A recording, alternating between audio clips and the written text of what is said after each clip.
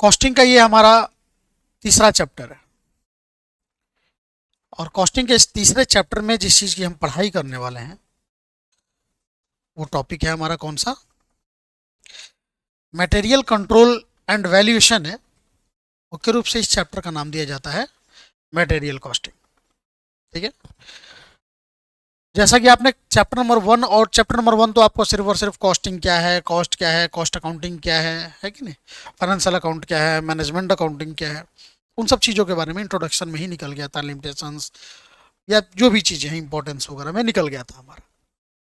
Chapter number 2 जो आया आपको अलग अलग पॉइंट के बारे में इसने बात किया कि आखिर कॉस्टिंग एक्चुअल में होता क्या है, कॉस्टिंग में हमें करना क्या होता है, कॉस्टिंग कितने प्रकार का होता है कि नहीं, कॉस्टिंग कॉस्ट अकाउंटिंग क्यों किया जाता है और उसमें किन चीज़ों का, तो जैसे कि हमने प्राइम कॉस्ट क्या होता है, फैक्ट्री कॉस्ट क्या होता है, कॉस्ट ऑफ प्रोडक्शन क्या होता है, कॉस्ट ऑफ गुड सोल्ड क्या होता है, कॉस्ट ऑफ सेल क्या होता है कि नहीं, और उसके बाद उसमें हम प्रॉफिट लॉस जो भी था अपना उसका एडजस्टमेंट करके सेल प्राइस कैलकुलेट करते थे। तो ये सारा का सारा बात हमने पढ़ा था और हमने उसमें क्या देखा था कि जो सबसे मेन फैक्टर है प्रोडक्शन करने के लिए, क्योंकि हम पूरा का पूरा कॉस्ट अकाउंटिंग जो पढ़ते हैं वो मेनली यूज में कहाँ आता है, तो मैन्युफैक्चरिंग एंटिटीज के केस में ही ये काम में आता है। मैन्युफैक्चरिंग एंटिटी में ही मतलब जहां पे चीजों को बनाया जाता है, जहां पे चीजों को बनाया जाता है वहां पे 3 चीज के बारे में आपको हमने बताया था, मटेरियल, लेबर एंड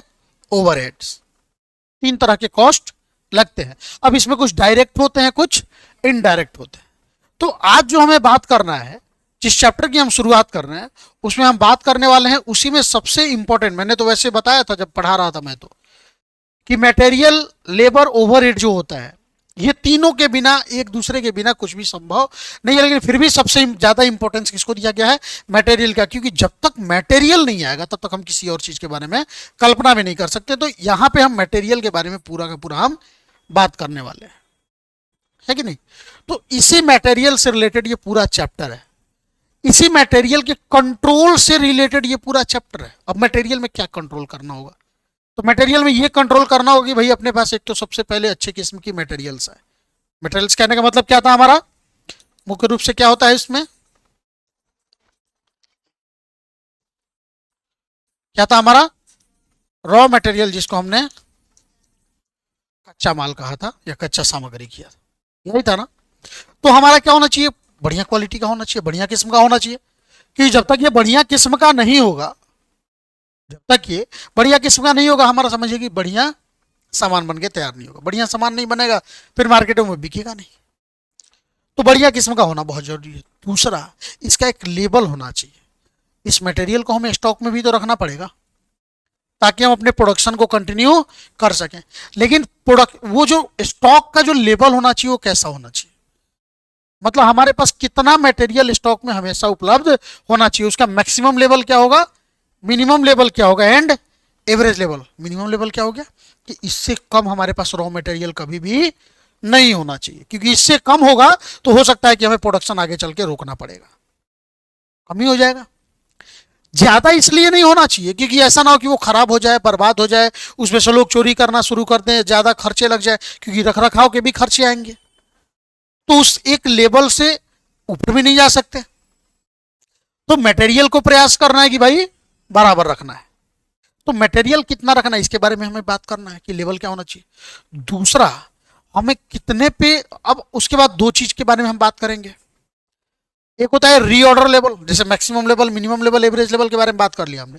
अब आता है रीऑर्डर लेवल, मतलब कितना मटेरियल हमारे पास रॉ मटेरियल रहेगा तो हम तुरंत हम उसका फिर बाकी नए मटेरियल का ऑर्डर कर देंगे, है कि नहीं। जैसे जितना बचा रहेगा तो फिर ऑर्डर कर देना कि जब तक ये समाप्त होगा तब तक नया मटेरियल हमारे पास आ जाएगा ताकि प्रोडक्शन का काम बंद नहीं होगा। तो एक तो वो होता है रीऑर्डर लेवल। अब रीऑर्डर लेवल में वही मिनिमम मैक्सिमम वाला।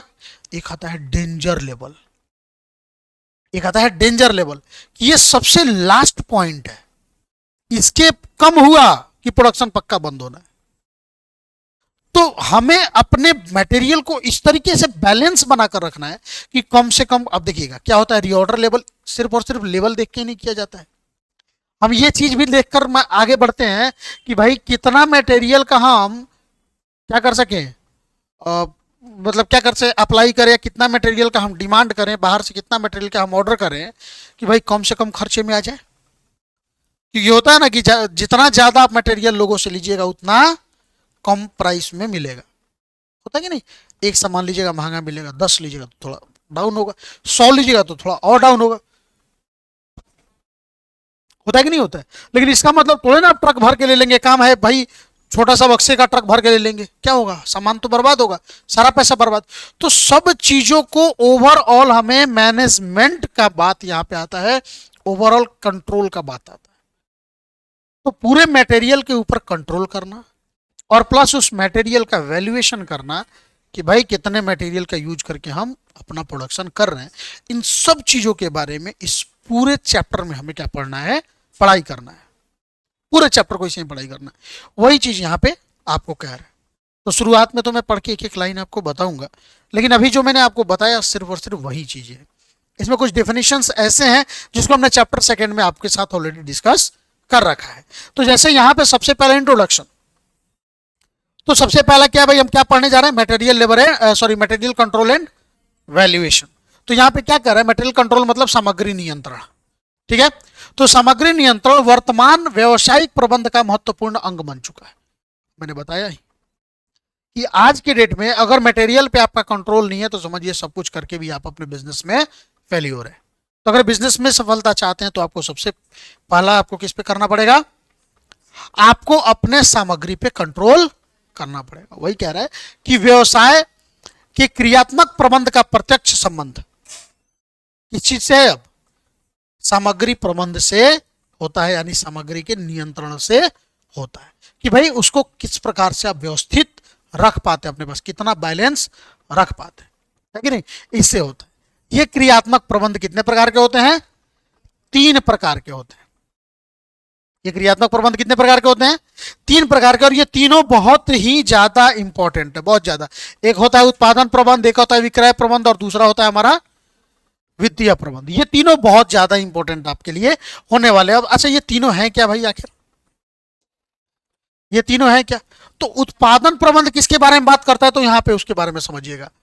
उत्पादन प्रबंध सबसे नंबर 1। उत्पादन प्रबंध क्या होता है? का यह प्रयास होता है, ये प्रयास करता है इस प्रबंध, मतलब क्या किया? मटेरियल कंट्रोल को कितने भागों में बांटा हमने?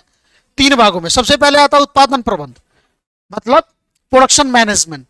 तो इसका यह प्रयास होता है कि अच्छे किस्म का कच्चा माल, क्वालिटी बढ़िया हो, इतनी मात्रा में सदैव बने रहे कि कभी भी हमारा उत्पादन बाधित ना हो, मतलब उसका कार्य रुके नहीं। समझ में आया? तो इतना जरूर होना चाहिए कि कार्य निर्बाध गति से चलता रहे, मतलब हमारा कार्य रुके नहीं, पहला। दूसरा आता है विक्रय प्रबंध। लेकिन ये सेल्स प्रबंध किससे रिलेटेड है? मटेरियल से। क्या करे यहां पे कि विक्रय प्रबंध यह प्रयास करता है कि तैयार माल इतनी मात्रा में उपलब्ध रहे, मतलब प्रोडक्शन डिपार्टमेंट इतना प्रोडक्शन जरूर करके रखे ताकि कस्टमर जितना डिमांड करें हम उन डिमांड को सही समय पे उनके पास पहुंचा सके, ताकि कस्टमर का विश्वास हमारे ऊपर बना रहे। वही यहां पे कह रहा है कि यह प्रयास करता है कि तैयार माल इतनी मात्रा में स्कंद में उपलब्ध रहे ताकि ग्राहकों को माल सुपुर्दगी के निश्चित समय पर की जा सके तथा माल का विक्रय नियमितता के साथ होता रहे। ठीक है। एंड तीसरा जो आता है दैट इज फाइनेंशियल कंट्रोल या फाइनेंशियल मैनेजमेंट। किस चीज से रिगार्डिंग? मटेरियल के रिगार्डिंग, मटेरियल से रिलेटेड। क्या कहता है कि यह प्रयास होता है कि जो स्टॉक में, स्कंद मतलब वही रॉ मटेरियल का स्टॉक के बारे में बात कर रहे हैं, कि जो स्कंद में विनियोजित धन पर हमें उचित दर से प्रत्याय मिलता रहे। मतलब ऐसा ना हो कि हमें ज्यादा से ज्यादा खर्च लग जाए और इससे बेनिफिट हमारा कुछ भी ना हो। तो हमें प्रयास करना है कि मटेरियल को हम इतने में खरीद कर लाएं ताकि उससे ज्यादा हम फायदा उपयोग करके कमा सके। वही कह रहे हैं, वास्तव में संपूर्ण व्यवसाय के उद्देश्य को ध्यान में रखते हुए विभिन्न प्रबंधों के बीच सुनिश्चित समन्वय की आवश्यकता पड़ती है, जिसके लिए सामान्यतः किस चीज के लिए? बजटेटरी नियंत्रणों को अपनाया जाता है। तो बजटेटरी कंट्रोल हम पढ़ेंगे आगे अभी। लेकिन क्या है कि इसीलिए पूरे व्यवसाय के बारे में हम पहले ही क्या कर लेते हैं, सोच लेते हैं कि भाई हमें किन चीजों पे कितना खर्च करना है। बजट का मतलब क्या होता है, हम अपना भविष्य में क्या करने वाले हैं उसको न्यूमेरिक फॉर्म में कन्वर्ट करना ही क्या होता है, हमारा बजट बन जाता है। किस फॉर्म में देखना, न्यूमेरिकल फॉर्म में देखना, नंबर के फॉर्म में देखना, हमारा क्या बन जाता है, बजट बन जाता है। तो हम एक पूर्वानुमान लगा लेते हैं कि भाई हमारा इतना खर्च लगने वाला है, ये पेन बनाने में हमारा इतना खर्च लगेगा, जिसमें इतना मटेरियल होगा, इतना लेबर होगा, इतना ओवरहेड होगा। तो उन्हीं सब चीज़ों के बारे में यहाँ पे कह रहा है कि इन चीज़ों को पहले ही बना लिया जाता है, मतलब पहले ही पूर्वानुमान हम लगा लेते हैं। और कह रहा है कि यदि क्रय किया गया माल तुरंत बेच दिया जाए, जैसे सामान खरीद रहे हैं तुरंत बेच रहे हैं, तो इसमें स्टॉक रखने की कोई ज़रूरत है? लेकिन ऐसा कोई बिजनेस होता है क्या कि तुरंत लाएं और बेच दिए?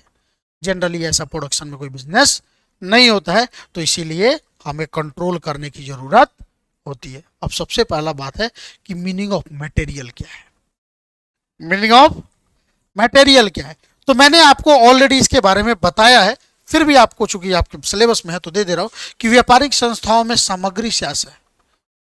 मटेरियल क्या हो गया यहाँ पे कि उपलब्ध माल या वस्तुओं से लिया जाता है, विक्रय के लिए उपलब्ध माल या वस्तु से, मतलब हमें क्या बेचना है तो उसके लिए लिया जाता है। जबकि निर्माण, ये किसके लिए है, ये ट्रेडिंग ऑर्गेनाइजेशन में, मैंने बताया था ना दो तरह के ऑर्गेनाइजेशन होते हैं, एक ट्रेडिंग जो सामान खरीद कर लाते हैं और बेच देते हैं। तो इसमें जो भी सामग्री जो लोग वो लोग खरीद कर लाए हैं, जिसको बेचने के लिए लाए हैं, किताब दुकान में किताब कॉपी पेन पेंसिल वगैरह जो भी होता है वो सारा का सारा क्या होता है, उनका मटेरियल होता है। लेकिन मैन्युफैक्चरिंग एंटिटी में वो नहीं होता है। मैन्युफैक्चरिंग एंटिटी में कितने प्रकार के होते हैं मटेरियल, तीन प्रकार के, raw material, work in progress, final goods. तो वही चीज यहां पे कह रहा है, जबकि निर्माणी संस्थाओं में मतलब मैन्युफैक्चरिंग ऑर्गेनाइजेशन में क्या हो जाता है, सामग्री के अंतर्गत बताइए क्या क्या आ जाता है भाई। तो सर इसमें आता है कच्चा माल, WIP मतलब अर्धनिर्मित माल, और निर्मित माल सम्मिलित किया जाता है। क्या इन तीनों के बारे में आप नहीं जानते हो? जानते हैं तो कहानी खत्म। नेक्स्ट आता है क्या, मीनिंग ऑफ मटेरियल कंट्रोल। क्योंकि भाई तीन चीजों से मिलकर ये पूरा चैप्टर बना है, material, material control and valuation of material, यही बना है। तो सबसे अगला आता है हमारा जो पॉइंट कि मीनिंग ऑफ मटेरियल कंट्रोल, आखिर मटेरियल कंट्रोल क्या होता है। तो उसके बारे में क्या दिया है कि वे, अब वैसे भी इसका मतलब मैं बता चुका हूं, कंट्रोल का मतलब क्या होता है कि उसको बैलेंस बनाए रखना, उसका गलत उपयोग ना हो, है कि नहीं है। तो ये सब चीजों के लिए मुझे एक टाइम दे दीजिए। जी सर, राम राम।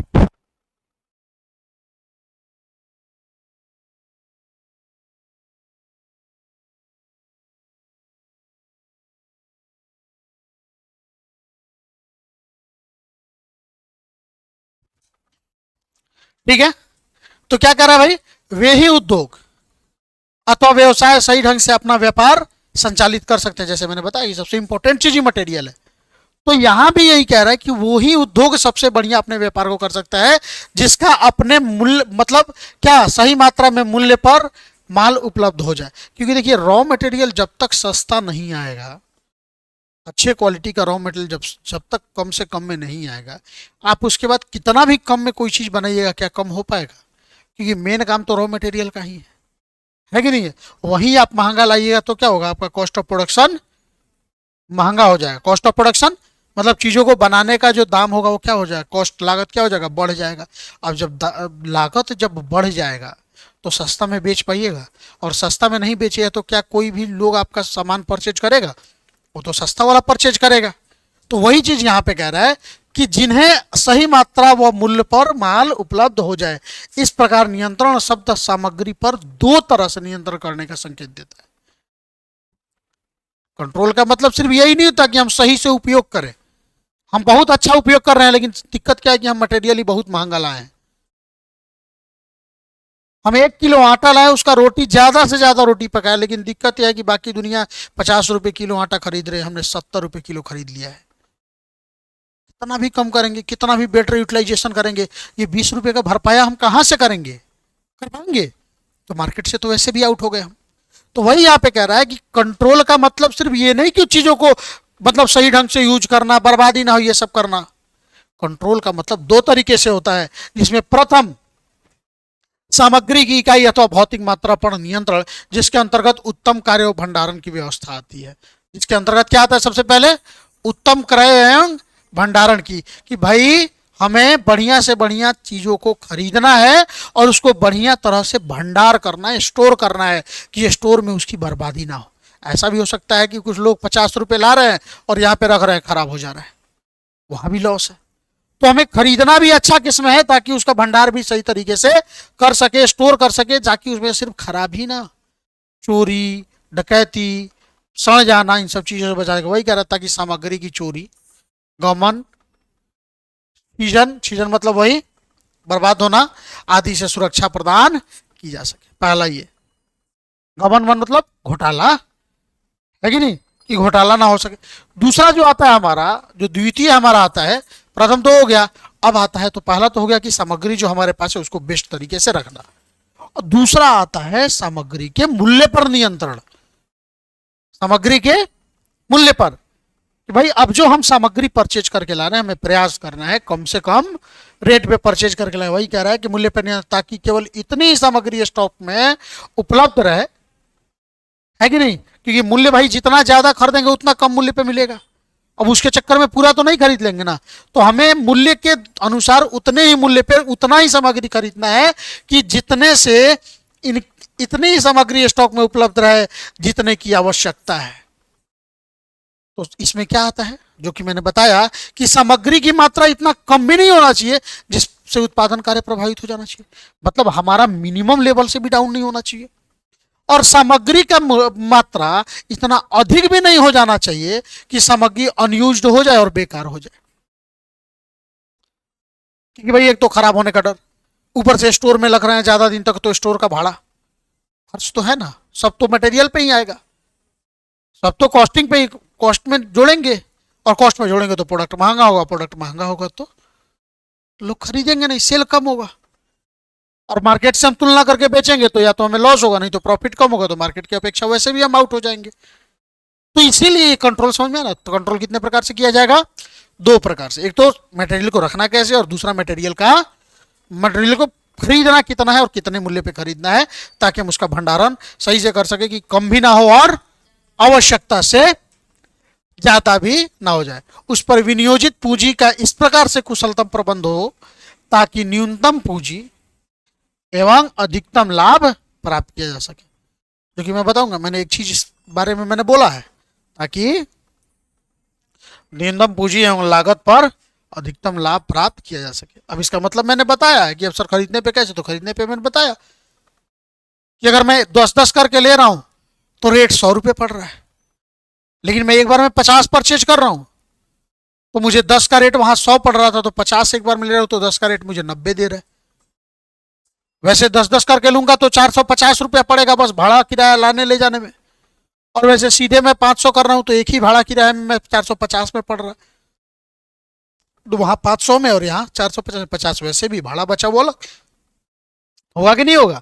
तो वही चीज यहाँ पे कह रहा है, तो कह रहा है कि ऐसा करने से सामग्री न्यूनतम मूल्य पर उपलब्ध होती है तथा अधिकतम लाभ प्राप्त होता है। तो हमें क्या करना है कि उस पॉइंट के बारे में जानना है कि जहां पे हमें अधिकतम लाभ प्राप्त हो सके। ये कब होगा? जब हमें सामग्री को कम से कम रुपए में खरीदेंगे तब।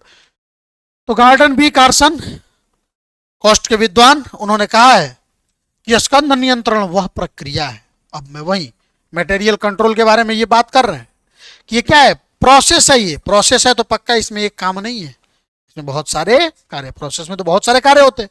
तो वही कह रहा है कि स्कंध नियंत्रण वह प्रक्रिया है जिसमें स्टॉक को रखी गई सामग्री, जिसमें स्टॉक में रखी गई सामग्री मतलब गोडाउन वगैरह में या जहां भी स्टोर में आप रख रहे हैं सामग्री तथा पुर्जों में विनियोग प्रबंधकों द्वारा निर्धारित नीतियों के अनुसार पूर्व निर्धारित सीमाओं के, मतलब पूर्व निर्धारित सीमा क्या हो गया, ये हो गया हमारा बजट। बजट में हम पता कर लेते हैं कि हमें कितना खर्च करना है। तो वही कह रहा है कि वो लोग का मैनेजमेंट करना है, मैनेजर अपना मैनेजमेंट करेगा कि कितना हमें परचेज करना है, कहाँ से परचेज करना है, कितने में परचेज करना है। होता है ना, एक टारगेट बना लिया, ऐसे देगा तो खरीद लिया जाएगा। हम बजट बना के मार्केट जाते कि नहीं जाते, तो वही चीज यहाँ भी कह रहे। तो संक्षेप में इसको अगर देखा जाए तो सामग्री नियंत्रण से आशय कच्चे माल, निर्मित माल और अर्धनिर्मित माल या उपकरण की भौतिक इकाइयां तथा उनके लागत मूल्य के कुशलतम प्रबंध से। प्रबंध कंट्रोल का मतलब यही होता है कि कुशलतम प्रबंध, मतलब इफिशियंट मैनेजमेंट के बारे में बात करता है। कुशलतम प्रबंध मतलब कि कम से कम खर्चे में हम अपने लक्ष्य को हासिल कर सके, यही हो जाता है। समझ में आया? तो ये चीज है हमारा मीनिंग ऑफ मटेरियल कंट्रोल। अब टाइप्स ऑफ मटेरियल, जो कि ऑलरेडी हमने चैप्टर नंबर 2 में हमने एक बार डिस्कस कर रखा है, उसमें क्या क्या है। सबसे पहले मटेरियल्स ऑफ रॉ मटेरियल्स।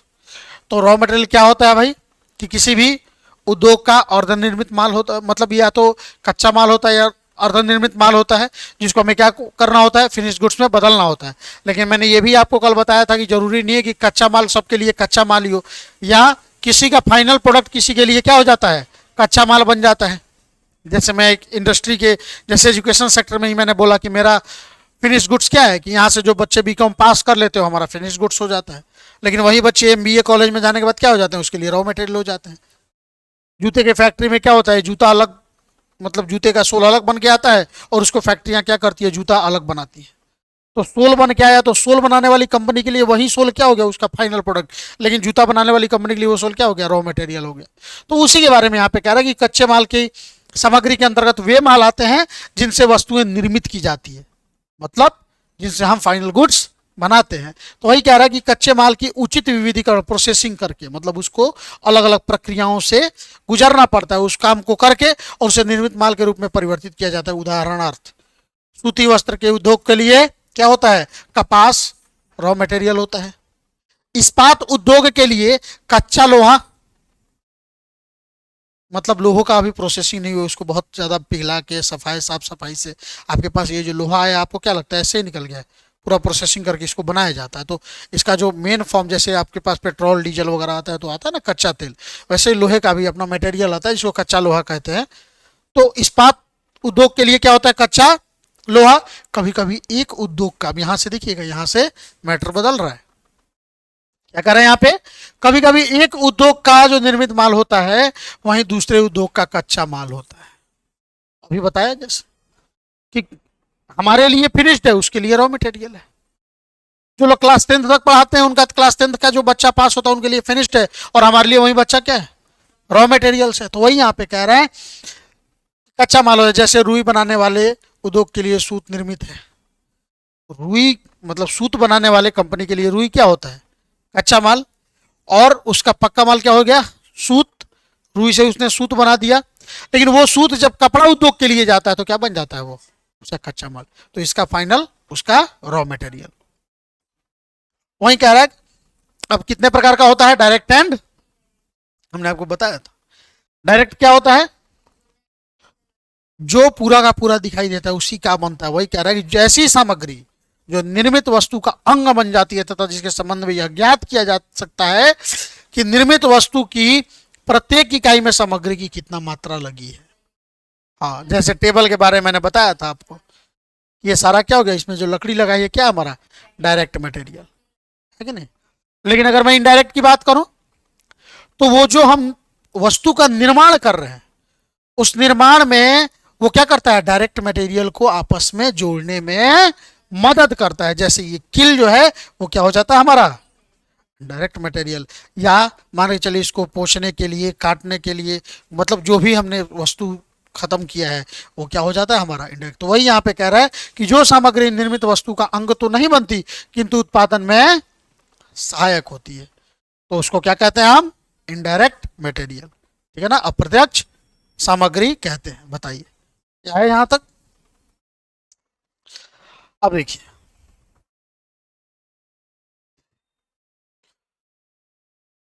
इसके बारे में आपको पता है, वर्क इन प्रोग्रेस, WIP मैंने बोला था।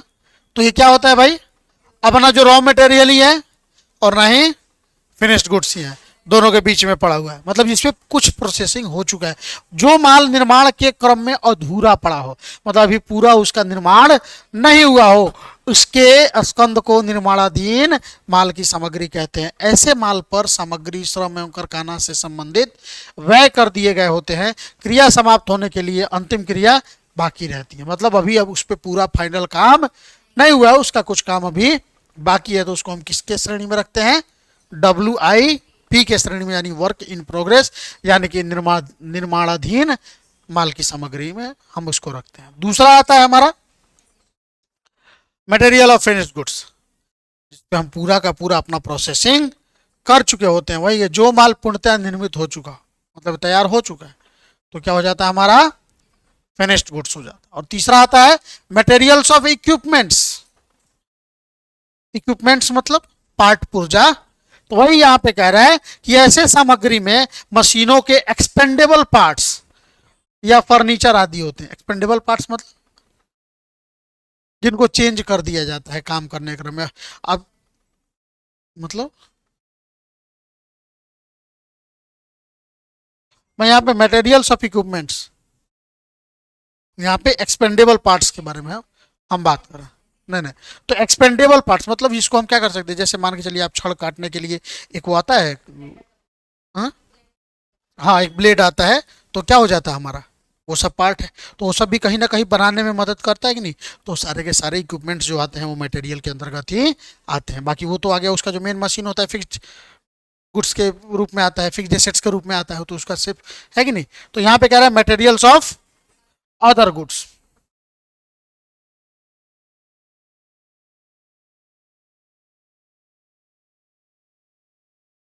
ठीक है, उसके बाद क्या आता है हमारा मटेरियल्स ऑफ अदर गुड्स। ये क्या होता है, यहां पे क्या कह रहा है, ऐसे माल का स्कंद जो उपरयुक्त श्रेणियों में नहीं आता है। मतलब कोई और भी मटेरियल होगा जिसका उपयोग करके हम उत्पादन कर रहे हैं, लेकिन ये ऊपर के श्रेणी में नहीं आ रहा है, तो सारा का सारा किस में आता है, अदर गुड्स, यानी मटेरियल्स ऑफ अदर गुड्स में आता है। समझ में आया, कोई दिक्कत, पक्का नहीं ना, गुड।